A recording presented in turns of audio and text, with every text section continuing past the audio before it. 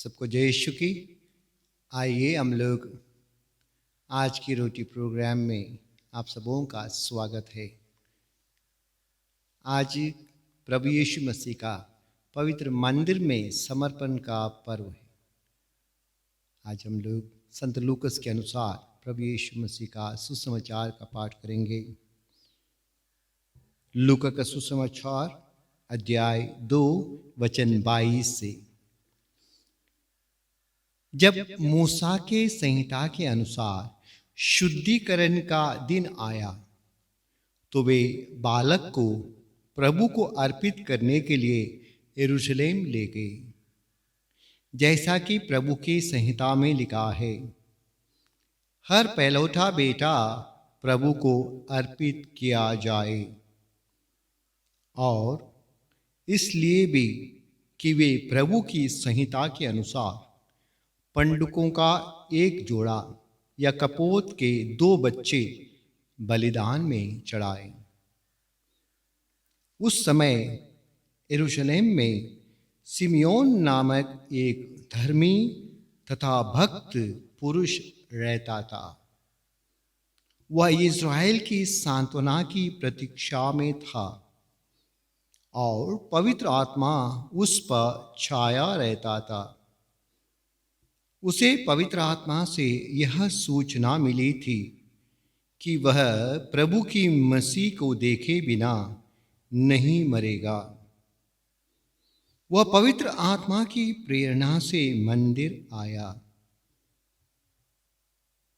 माता पिता शिशु यीशु के लिए संहिता की रीतियां पूरी करने जब उसे भीतर लाए तो सिमियोन ने ईसा को अपने गोद में ले लिया और ईश्वर की स्तुति करते हुए कहा, प्रभु, अब तू अपने वचन के अनुसार अपने दास को शांति के साथ विदा कर, क्योंकि मेरी आंखों ने उस मुक्ति को देखा है जिसे तूने सब राष्ट्रों के लिए प्रस्तुत किया है। यह गैर यहूदियों के प्रबोधन के लिए ज्योति है और तेरी प्रजा इज़राइल का गौरव।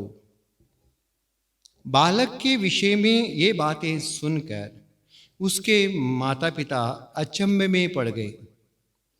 सिमियोन ने उन्हें आशीर्वाद दिया और उसकी माता मरियम से यह कहा, देखिए, इस बालक के कारण इज़राइल में बहुतों का पतन और उत्थान होगा।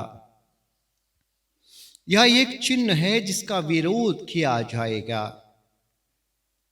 इस प्रकार बहुत से हृदयों के विचार प्रकट होंगे और एक तलवार आपके हृदय को आर पार भेदेगी।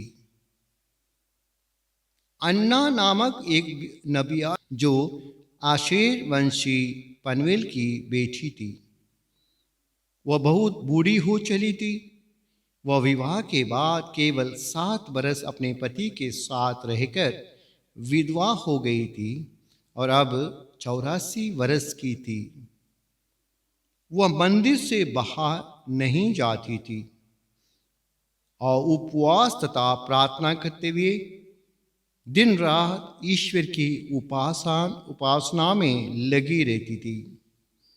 वह उसी घड़ी आकर प्रभु की स्तुति करने और जो लोग यरूशलेम की मुक्ति की प्रतीक्षा में थे, वह उन सब को उस बालक के विषय में बताने लगी। प्रभु की संहिता के अनुसार सब कुछ पूरा कर लेने के बाद वे गलीलिया अपनी नगरी नाज़रेत लौट गए। बालक बढ़ता गया, उसमें बल तथा बुद्धि का विकास होता गया और उस पर ईश्वर का अनुग्रह बना रहा। प्रभु का सुसमाचार। प्यारे भाई बहनों, कितना सुंदर पर्व है जो हम सबों के लिए एक प्रेरणादायक पर्व है। हमारे घर में बच्चे हैं, हम बच्चों के साथ चर्च तो जाते हैं, छोटे छोटे बच्चों को लेकर हम जब चर्च आते हैं, आज के पवित्र वचन में जो लिखा है हम मनन करके देखें। जिस प्रकार संत यूसुफ और माता मरियम ने अपने इकलौते पहलौते बेटे को प्रभु के सामने लाए संहिता की विधियां पूरी करने के लिए, लेकिन उनमें एक फर्क था। हम लोग भी बच्चों को लाते हैं, प्रभु के नियम के अनुसार मिस्सा बलिदान में भाग लेने के लिए आते हैं, लेकिन माता मरियम और संत यूसुफ ने अपने बालक को प्रभु को अर्पित किया।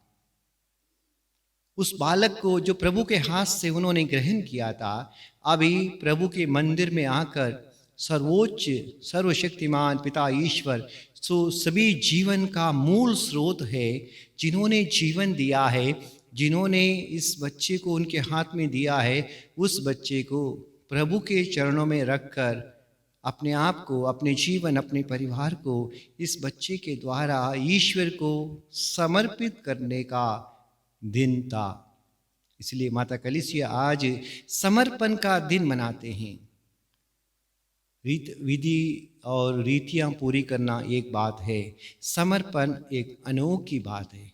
समर्पण में जैसे कि एक व्यक्ति मंदिर में मोमबत्ती लेके समर्पित करता है, फूल की माला ला के समर्पित करता है, या इसी प्रकार कोई चीज़ भेंट में लाकर अर्पित करता है। जब अपने आप को समर्पित करता है, प्रभु उसे ग्रहण करता है। क्या हम लोग प्रभु के लिए समर्पण के लिए अर्पित करने के लिए योग्य हैं? कतई नहीं। केवल ईश्वर का पुत्र, जो पाप रहित निष्कलंक कुंवारी का पुत्र, स्वर्गीय पिता का एकलौता पुत्र, वो सचमुच में योग्य बलि बन सकता है, जो प्रभु के लिए ग्राह्य सुग्राह्य बलिदान है। हम सभी पापी हैं, लेकिन यीशु मसीह के द्वारा हम उनके भाई बहन बने हैं बपतिस्मा के द्वारा। इसलिए हम भी पिता ईश्वर के लिए प्रिय भेंट बन सकते हैं। जब जब हम लोग अपने बच्चों को मंदिर में लाएं, उस बच्चे को समर्पित करें, पूर्ण इच्छा के अनुसार प्रभु के साथ उसको समर्पित करें। और अब देखिए, जब बच्चे को प्रभु को समर्पित किया जाता है, जैसे कि आज के सुसमाचार के आखिरी वाक्य में कहा गया है, जो आपने ध्यान से सुना है या नहीं सुना, मैं दोबारा पढ़ूंगा।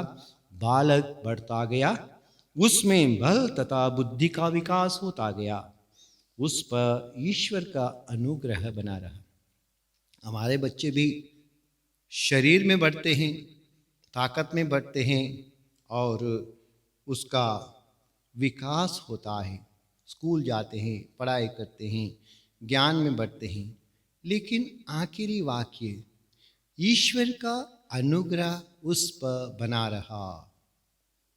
जो बच्चे को हम अर्पित करते हैं, ईश्वर के चरणों में समर्पित करते हैं, और ईश्वर की इच्छा उस बच्चे में पूरी हो, इस प्रकार माता मरियम और यूसुफ ने बालक यीशु को समर्पित किया।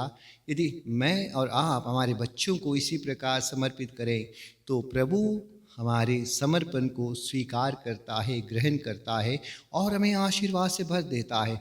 तब प्रभु का अनुग्रह आपके बच्चों में बना रहेगा, आपके परिवार में बना रहेगा। आपको कभी भी निराश ना होना पड़ेगा कि मेरे बच्चों के द्वारा मेरे आंखों में आज आंसू हैं। कभी आंसू नहीं आएंगे। जी हाँ, माता मरियम के आंखों में आंसू ज़रूर आए थे, इसलिए नहीं कि उस बच्चे में अनुग्रह का अभाव था, बल्कि अनुग्रह से परिपूर्ण था। पवित्र वचन कहता है, उसके अनुग्रह से हम लोगों ने अनुग्रह और कृपा पाई है। प्रभु का अनुग्रह पाने के लिए अपने बच्चों को, अपने परिवार को हम लोग प्रभु को समर्पित कर दें। आज आप लोग अपनी प्रार्थना में ज़रूर प्रभु के वेदी के सामने पवित्र ज्योति जलाकर, आज हम लोग माता कलीसिया मोमबत्तियों का जुलूस बनाकर मंदिर में प्रवेश करते हैं, क्योंकि संसार की ज्योति जो गैर यहूदियों के लिए प्रबोधन के लिए ज्योति है, वो ज्योति को लेकर हम लोग मंदिर में प्रवेश करते हैं। अपने घर में एक मोमबत्ती जलाइए और अपने बच्चों को प्रभु के वेदी के सामने रखिए। हो सकता है आपके वेदी पर प्रभु का वचन, पवित्र बाइबल स्थापित है, जो ईश्वर का शब्द दे धारण किया, हमारे बीच में निवास यीशु का प्रतिरूप है।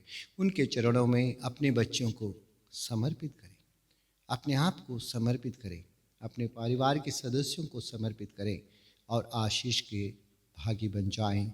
ईश्वर का अनुग्रह आपके बच्चों पर, आप पर बना रहेगा। चलिए हम लोग प्रार्थना करते हैं।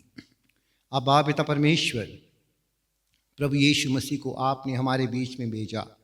मरियम और यूसुफ ने उस बालक को ग्रहण किया, लेकिन जैसा कि वो आपका बेटा है, आपके चरणों में लाकर आपको अर्पित किया और आपने उसे ग्रहण किया।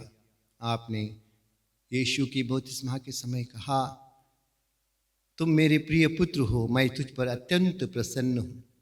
ये प्यारे प्रभु यीशु, हमारे परिवारों को ग्रहण कर, हमारे बच्चों को ग्रहण कर, हमारे परिवार के एक एक सदस्य को तेरे चरणों में चढ़ाते हुए तेरी आशीर्वाद मांगते हैं। तेरी अनुग्रह, तेरी कृपा, तेरी दया से हम सबों को भर दे।